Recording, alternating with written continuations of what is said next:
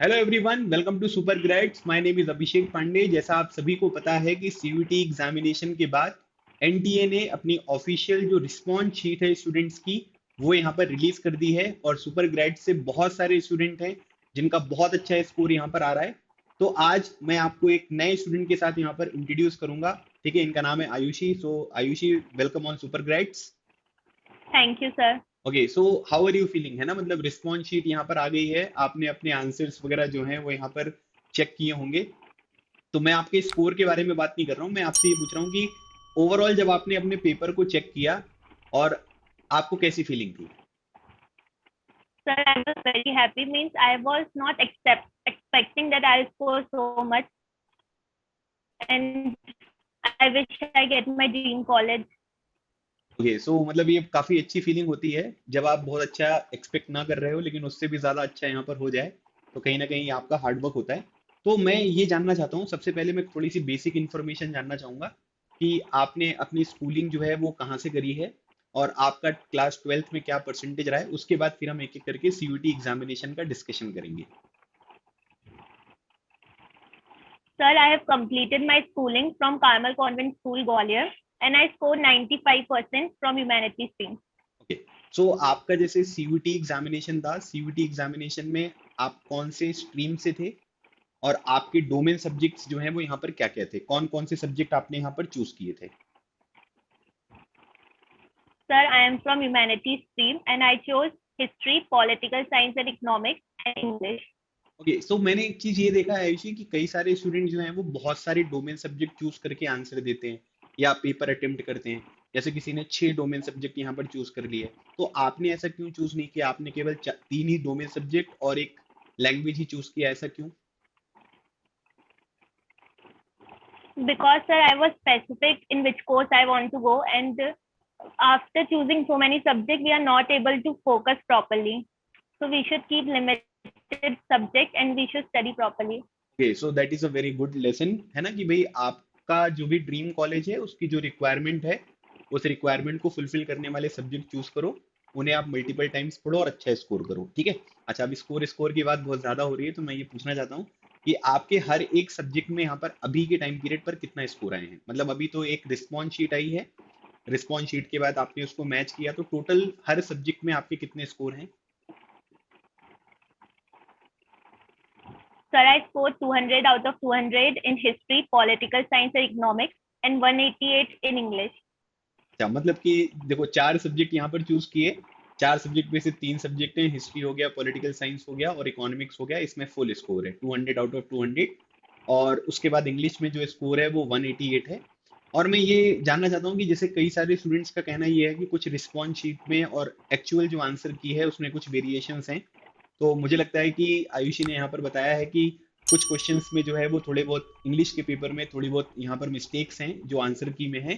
तो उसको यहाँ पर आप ये मान सकते हैं कि उसको इम्प्रूवमेंट के बाद जो नया स्कोर यहाँ पर आएगा, वो यहाँ पर आपको फुल स्कोर यहाँ पर देखने को मिलेगा और उससे आपको अपना ड्रीम कॉलेज जो है वो देखने को मिलता है। ठीक है। तो जैसे सब लोगों के में थोड़ी थोड़ी यहाँ पर एरर्स हैं, कुछ एरर्स जो हैं वो यहाँ पर आपको आयुषी के भी रिजल्ट में देखने को मिलेगी, but that will be improved, है ना? उसमें कोई प्रॉब्लम यहाँ पर नहीं आएगी। ठीक है।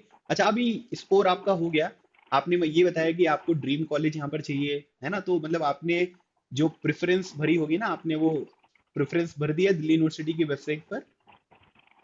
Yes, sir. हाँ, तो आपके कॉलेज की प्रेफरेंस क्या है और कौन कौन से कोर्सेज के लिए आपने यहाँ पर ऑप्ट किया है? Sir, University of Delhi and BA Honors Political Science. अच्छा, और कौन कौन से कॉलेजेस हैं? टॉप में तो Hindu college, Miranda house, LSR. अच्छा, मतलब ये आपके हैं और आपने इसके अलावा और कोई प्रेफरेंस भी यहाँ पर फिल करी है? नहीं, सिर्फ यूनिवर्सिटी ऑफ दिल्ली.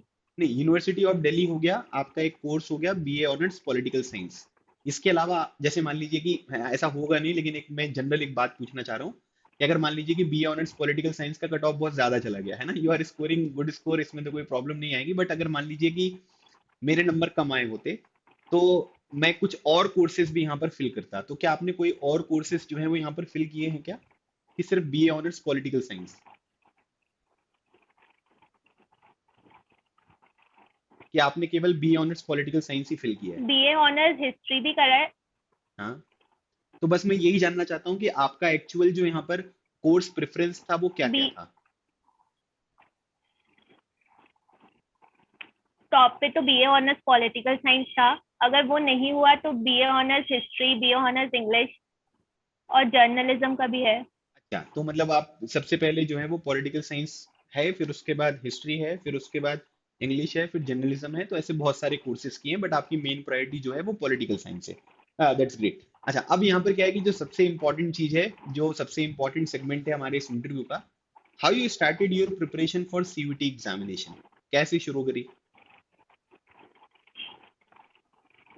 सर जैसे कि बोर्ड्स और सीयूटी का सिलेबस सेम था तो पहले मैंने बोर्ड्स पे ही फोकस किया।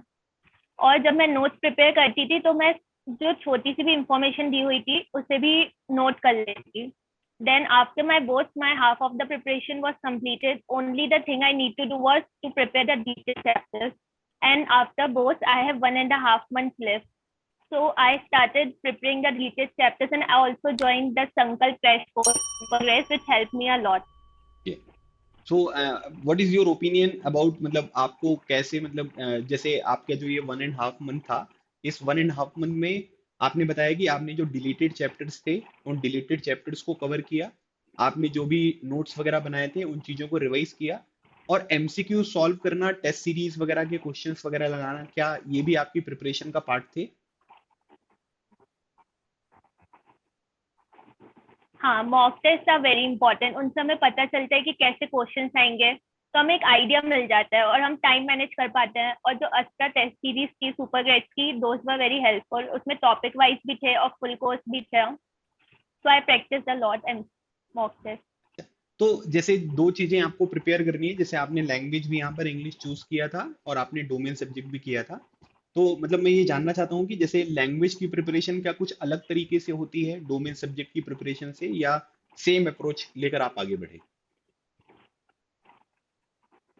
For language, I was totally dependent on the classes which were conducted by Akash sir. Okay. And after the each and every topic which was taught in class, I used to practice questions from that. In language test, practice is most important. Okay. And then I used to practice the mock test for English. And what about domain subjects. Domain, you need to be properly thorough with NCRT. I used to read each and every line from NCRT, and the MCQ sessions which were conducted by you were very helpful. मतलब उसमें से बहुत सारे question आए थे exam में। Okay, so मतलब हाँ, मतलब कई सारे स्टूडेंट ऐसा बोल रहे हैं कि सर आपने जो क्लास में डिस्कस किया या जो दूसरी फैकल्टीज हैं उन्होंने डिस्कस किया, उससे रिलेटेड क्वेश्चंस या वो same to same question paper में यहाँ पर आया। तो मतलब ये है कि अगर आप, जो कॉमन चीज निकल कर आ रही है वो ये है कि अगर आप डोमेन की या इंग्लिश लैंग्वेज की या कोई भी लैंग्वेज टेस्ट की प्रिपरेशन करते हैं, तो कॉन्सेप्ट्स के साथ you have to solve MCQs, because वो आपके लिए बहुत ज्यादा यूजफुल होते हैं। ठीक है, so that is a crux, है ना, ये हम कह सकते हैं कि ये चीज आपको फॉलो करनी है। ओके, अच्छा, कई बार क्या होता है कि जैसे हम लोग ट्वेल्थ क्लास में हैं, ट्वेल्थ क्लास में हमारा जो अप्रोच रहता है वो सब्जेक्टिव और ऑब्जेक्टिव दोनों मिक्स रहता है, बिकॉज ऑब्जेक्टिव क्वेश्चंस भी आते हैं, सब्जेक्टिव क्वेश्चंस भी आते हैं। CUET is all about MCQs, है ना, तो मतलब आपने, क्योंकि अब 3 सब्जेक्ट में यहाँ पर आपके पूरे स्कोर हैं और कुछ दिनों के बाद आपका चौथा पेपर भी उसी तरीके से फुल स्कोर वाला हो जाएगा, तो मैं ये जानना चाहता हूँ कि ऑब्जेक्टिव क्वेश्चंस को सॉल्व करने की या ऑब्जेक्टिव पेपर को अटेम्प्ट करने की सबसे बेस्ट अप्रोच यहाँ पर क्या हो सकती है, मतलब क्या करें कि हाँ भाई ऑब्जेक्टिव पेपर हम बहुत अच्छे से अटेम्प्ट कर सकते हैं। ऑब्जेक्टिव के लिए हमें एक तो एनसीईआरटी अच्छे से पढ़ी होनी चाहिए और उसके बाद हमें एलिमिनेशन भी करना आना चाहिए। मतलब हमें पता होना चाहिए कि इसका आंसर ये नहीं होता, तो उससे बहुत आसान हो जाता है। और उसके लिए है ना, मॉक टेस्ट भी बहुत जरूरी है। तो मैंने बहुत सारे मॉक टेस्ट प्रैक्टिस करे थे एमसीक्यूज के लिए। तो मतलब यही है कि आप प्रैक्टिस करो, जितने ज्यादा से ज्यादा क्वेश्चंस की आप प्रैक्टिस करोगे उतना ज्यादा आपके लिए यूजफुल रहेगा। ठीक है, अच्छा, आपने अस्त्रा टेस्ट सीरीज के बारे में बात करी, तो अस्त्रा टेस्ट सीरीज में आपने कुछ पॉइंट्स ये बताए कि हम लोग चैप्टर वाइज टेस्ट पेपर भी प्रोवाइड करते हैं, चैप्टर्स को मिक्स करके भी और एक्चुअल मॉक टेस्ट को भी। जैसे कई बार क्या होता है कि कुछ कंटेंट जब हम पढ़ रहे होते हैं तो हमें उसकी कुछ अच्छी चीजें लगती हैं ना, कि लाइक ये पर्टिकुलर चीज इस चीज में या इस बुक में या इस पर्टिकुलर टॉपिक में बहुत अच्छा है, तो आपको क्या लगता है कि अस्त्रा टेस्ट सीरीज ने आपकी इस पूरे के पूरे प्रिपरेशन में कैसे हेल्प करी। आपने कितने टेस्ट लगाए होंगे अस्त्रा टेस्ट सीरीज के। मैंने डोमेन के लिए तो 20 से 25 लगाए थे, और इंग्लिश के लिए मैंने है ना 10 से 15 तो लगाए थे। और है ना, टेस्ट सीरीज लगाने से हमें टाइम मैनेजमेंट समझ आता है, और हमें ये समझ आता है, हमें क्वेश्चन के आइडियाज मिल जाते हैं कि कैसे क्वेश्चंस आएंगे और हमें कैसे अटेम्प्ट करने हैं उन्हें। तो those were very helpful for me. And जो आपको यहाँ पर आपने जैसे हमने अपनी टेस्ट सीरीज को 3 पार्ट्स में डिवाइड किया है, ACTS, BCTS एंड CCTS। तो आपने कौन से टेस्ट जो है वो अटेम्प्ट किए थे? पहले तो मैंने ACTS करे थे, फिर हम्म। उसके बाद मैंने सारे, मतलब सब में से एक एक करे थे। अच्छा, मतलब सारे जो ACTS, BCTS, CCTS जो है वो सभी कुछ आपने यहाँ पर कवर किया था। अच्छा, अब हाँ। जैसे अगर हम अपनी ओवरऑल CUT प्रिपरेशन की बात करें, जैसे आपने मतलब अगर हम बात करें तो हमारे अस्त्र टेस्ट सीरीज में हम लगभग 60 टेस्ट पेपर पर सब्जेक्ट यहाँ पर प्रोवाइड करते हैं, है ना। आपने बताया कि आपने लगभग 50% या 50 to 60% जो टेस्ट हैं, और कुछ ज्यादा भी हो सकते हैं कुछ सब्जेक्ट में, तो वो आपने किया। तो मतलब आपने देखा कि उससे ही आपकी एग्जामिनेशन में बहुत सारी आपकी हेल्प हुई। तो अगर आप पूरा अगर एक बार लगा लेते तो ऐसा हो जाता कि सब, है ना, सारे पेपर दे दो, CUT में जितने आ रहे हैं मैं सारे पेपर सॉल्व कर दूंगी, ठीक है।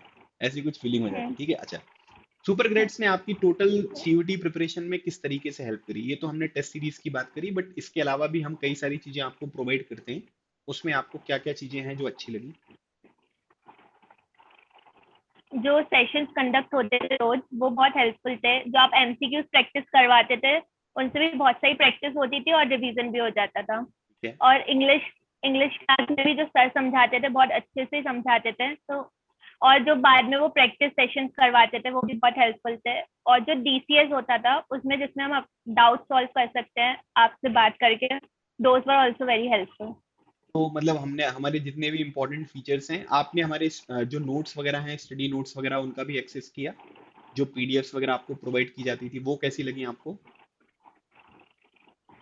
दोज वर ऑल्सो हेल्पफुल, मतलब उसमें से मैंने सारे ही प्रैक्टिस करे थे। अच्छा, तो मतलब यहाँ पर ये है कि हमारे जैसे कुछ इंपॉर्टेंट फीचर्स हैं, डाउट क्लियरिंग सेशन के जो ग्रुप्स होते हैं, क्वेश्चंस वगैरह होते हैं, उन सब चीज़ों को यहाँ पर, है ना, आयुषी ने अप्रिशिएट किया है और उससे उनको बहुत ज़्यादा बेनिफिट्स मिले हैं। तो ये चीज़ बहुत अच्छी है। अच्छा, अब जैसे क्या है कि अब आप सीनियर हो गए हैं ना, अब आपका स्कूल लाइफ खत्म हो गया, school life is over now, ठीक है, और अब आप कॉलेज में जाने वाले हैं और कॉलेज में आप सबसे जूनियर होने वाले हैं, ठीक है। लेकिन आपके जब ये सेशन यहाँ पर आपको बहुत सारे लोग देख रहे हैं, कई सारे लोग ऐसे होंगे जो क्लास 11th में होंगे, क्लास 12th में होंगे, because you are one of the topper of the CUT examination this year, है ना, और that is a very good great achievement, I must say. So जो अब आपके जूनियर्स इस सेशन को देख रहे हैं, so they are expecting something from you, है ना, कि आप मुझे कुछ ऐसी चीजें बता दीजिए कि मैं CUT एग्जामिनेशन इस साल दूंगा या इसके अगले साल दूंगा, तो मुझे बिल्कुल स्क्रैच से क्या क्या करना चाहिए, है ना, ताकि मैं अपने बोर्ड एग्जामिनेशन में भी बहुत अच्छा परफॉर्म कर सकूं, साथ ही साथ मैं अपने CUT एग्जामिनेशन में भी बहुत अच्छा परफॉर्म कर सकूं। तो first is you need to be very thorough with NCERT, मतलब आपको हर एक लाइन अच्छे से पढ़ी होनी चाहिए, और उसमें सारे फैक्ट्स, ईयर्स और इंफॉर्मेशन जो पिक्चर्स के नीचे भी दी हुई होती है, वो भी बहुत इंपॉर्टेंट होती है। तो NCERT से बाहर तो जाना ही नहीं है, सब कुछ अच्छे से NCERT पढ़नी है। और एक बार NCERT हो जाए, उसके बाद आप मॉक टेस्ट लगाइए जितने लगा सकते हैं, और प्रैक्टिस करिए, अच्छे से हो जाएगा। अच्छा, मतलब कि मॉक टेस्ट लगाना है और प्रैक्टिस करना है। अच्छा, अब ये जैसे एक माइंड सेट होता है ना, एक टॉपर वाला माइंड सेट होता है ना, कि टॉपर लोगों का माइंड सेट इस तरीके से काम करता है। तो माइंड सेट कैसे रखना है? माइंड सेट क्या होना चाहिए प्रिपरेशन के दौरान या पेपर को अटेम्प्ट करने के दौरान?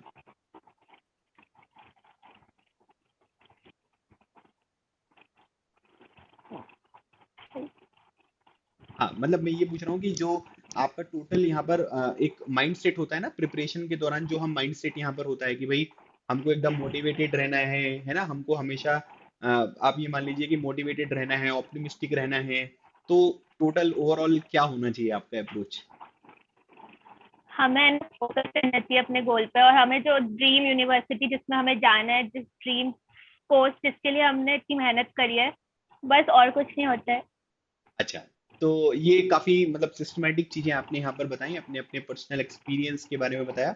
और मुझे आपकी जो भी यहाँ पर ये स्ट्रेटेजी थी, इस स्ट्रेटेजी में सबसे अच्छी बात जो ये लगी कि your strategy is very authentic, है ना, इजी टू फॉलो। कई बार क्या होता है कि हम कुछ ऐसी स्ट्रेटेजी के बारे में डिस्कशन करने लग जाते हैं या फॉलो करने लगे थे जो प्रैक्टिकली पॉसिबल होती नहीं है। तो आपने उन सब चीजों को काफी अच्छी तरीके से बताया। एक छोटा सा मैं आपसे कुछ रैपिड फायर करूंगा, ठीक है, rapid fire will be related to your, है ना, पर्सनल लाइफ, है ना, सो हाँ। यू कैन आंसर इट, और अगर तुम्हें लगता है कि कोई क्वेश्चन का तुम्हें आंसर नहीं करना है तो you can simply ignore it, है ना, कि सर ये वाला नहीं करूंगी आंसर, अगला वाला। ठीक है, so who is your role model? What? Who is your role model? My role model is Shasti Deshmukh, IS Shasti Deshmukh. I Shakti Deshmukh. तो so you want to join Indian administrative services? Yes, sir. So that is why you want to take admission in BA Honors Political Science. So what will be your optional subject? My optional subject अभी मैंने सोचा नहीं है. It is not decided yet. Okay, that's it. So what are your favorite hobbies? My favorite hobby, I love to read books. Okay, so अभी आपने and हाँ, yes please and continue. I'm even good at painting. Okay, so painting और उसके बाद आप reading. आपने latest अभी कौन सी बुक पढ़ी? Alchemist. एल्केमिस्ट पढ़ी, ओके। सो दैट्स ग्रेट, है ना। तो मुझे काफी अच्छा लगा आपसे बात करके और आपकी जो भी चीजें थी वो सुनकर, और मुझे लगता है कि जो भी हमारे एस्पिरेंट्स हैं उनको भी डेफिनेटली यहाँ पर हेल्प होगा। और आप आयुषी की जो स्ट्रेटेजी आयुषी ने यहाँ पर बताई, बहुत ही सिंपल रखा आपने। पूरे के पूरे इस कन्वर्सेशन में भी देखा होगा, आयुषी ने बिल्कुल टू द पॉइंट जो है वो यहाँ पर बात करी है। और टू द पॉइंट होने से क्या होता है कि टू द पॉइंट होने से 12th क्लास में नंबर भी ज्यादा मिलते हैं और सीयूटी एग्जामिनेशन की प्रिपरेशन भी बहुत अच्छी होती है। तो Ayushi, thank you so much, अब ना अपना प्रीशियस टाइम निकालने के लिए, हमारे साथ डिस्कशन करने के लिए। सो आपकी जो भी overall Thank you, sir. Strategy थी वो यहाँ पर बहुत अच्छी लगी और आपने बहुत अच्छी तरीके से इसको कन्वे किया, है ना। Thank you so much Ayushi.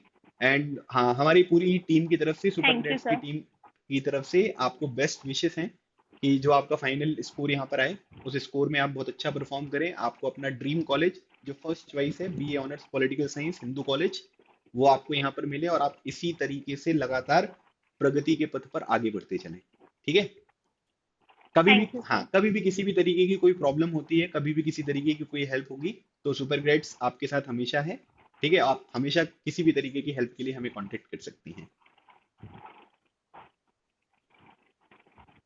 Okay, Thank you, sir. So guys, ये था हमारा सेशन आयुषी के साथ। आयुषी ने बहुत अच्छा स्कोर किया, आयुषी की स्ट्रेटेजी आपने सुनी और मुझे लगता है कि आपको ये सेशन अच्छा लगा होगा। इसी तरीके से हम आपके लिए आगे भी सेशन प्रोवाइड करते रहेंगे। मिलते हैं हमारी नेक्स्ट क्लास में, नेक्स्ट सेशन में। तब तक keep smiling and keep preparing. लगे रहो, एग्जाम क्लियर करो। Thank you so much. जय हिंद।